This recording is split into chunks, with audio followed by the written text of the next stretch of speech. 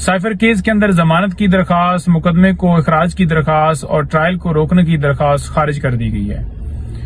لیکن دوسری طرف ٹرائل کورٹ کے اندر جو ٹرائل ہے وہ اسی طرح تیزی سے چل رہا ہے جیسے توشہ خانہ کیس جو ہے جج ہمایوں دلال صاحب کے پاس تیزی سے چلا تھا اور گواہوں کو موقع بھی نہیں دیا گیا تھا، اور عمران خان صاحب کے خلاف فیصلہ دے کر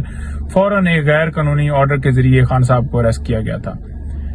بات یہ ہے کہ 16 تاریخ سے یہ فیصلہ اسلام آباد ہائی کورٹ میں محفوظ ہے۔ ہم یہ کہہ رہے تھے کہ یہ ٹرائل چلنے کے قابل نہیں ہے، یہ مقدمہ چلنے کے قابل نہیں ہے، اور ضمانت کے اوپر فیصلہ پہلے نیچے نہیں دیا جاتا،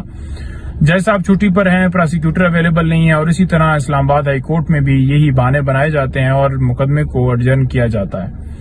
جب آرگومنٹس مکمل ہو جاتے ہیں تو اس کے بعد فیصلے محفوظ کر لی جاتے ہیں اور پھر لیٹ دیے جاتے ہیں۔ زبردستی عدالت کاپیاں دینا چاہتی ہے، حالانکہ کاپیاں وصول نہیں کرتے، اور عدالت آرڈر کے اندر لکھتی ہے کہ کاپیاں دے دی گئی ہیں اور انہوں نے سائن نہیں کیے، اور اگلی ڈیٹ کے اوپر تصور کیا جائے گا کہ انہوں نے سائن کر دیے ہیں۔ اس بات کو لے کر ہم اسلام آباد ہائی کورٹ میں آتے ہیں، اور وہ ٹرائل کورٹ جو ہے وہ سمجھتی ہے کہ لہٰذا اس چیز کا خلا جو ہے وہ پورا کیا جائے، اور وہ کہتے ہیں جی ٹھیک ہے جی اس ڈیٹ کے اوپر آپ ریسیونگ کر لیں، اور اگلی ڈیٹ فرد جرم کے لیے رکھی جاتی ہے۔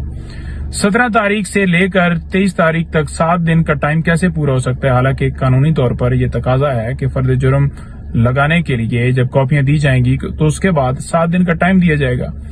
لیکن 7 دن کا ٹائم نہیں دیا گیا، اور 23 تاریخ کو فرد جرم اسی طرح سے زبردستی نافذ کرنے کے لیے ڈیٹ فکس کی گئی، اور عدالت میں جب 23 تاریخ کو پہنچے ہیں اور وہاں پر یہ کہا گیا ہے کہ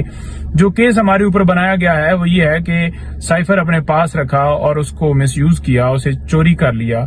تو سائفر کو ریکارڈ کے اوپر ہونا چاہیے تھا کیونکہ آپ نے تو برآمد کرنا ہے۔ جب سائفر ریکارڈ کے اوپر نہیں ہے، منٹس آف میٹنگ موجود نہیں ہے، تو پھر ٹرائل جو ہے وہ کیسے آگے فرد جرم لگ سکتا ہے؟ اور یہ بھی ان سے صدا کی گئی کہ تمام کاپیاں جو ہیں وہ دی جائیں، اکیوز جو ہیں وہ وصول کریں،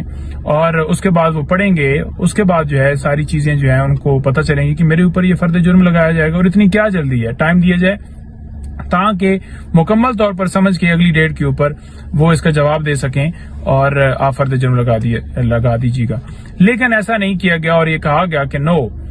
فرد جرم جو ہے آج ہی آپ پہ لگایا جائے گا، اور زبردستی لگا دی گیا۔ مختلف درخواستیں دی جاتی ہیں، 265D 265C ایڈجرنمنٹ کی، کوئی درخواست قبول نہیں کی جاتی، تمام درخواستیں واپس کر دی جاتی ہیں۔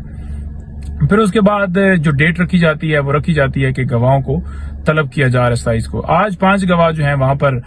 گواہی دینے کے لیے پہنچ، جتنے گواہ پیش کر لیے جائیں ان کی کوئی ویلیو نہیں ہے کیونکہ کیس بالکل بوگس ہے، جھوٹا ہے، اور گواہ جو ہیں زبردستی سے جن کی بھی سٹیٹمنٹ دلوائی جا رہی ہیں ان کی کوئی ویلیو نہیں ہے۔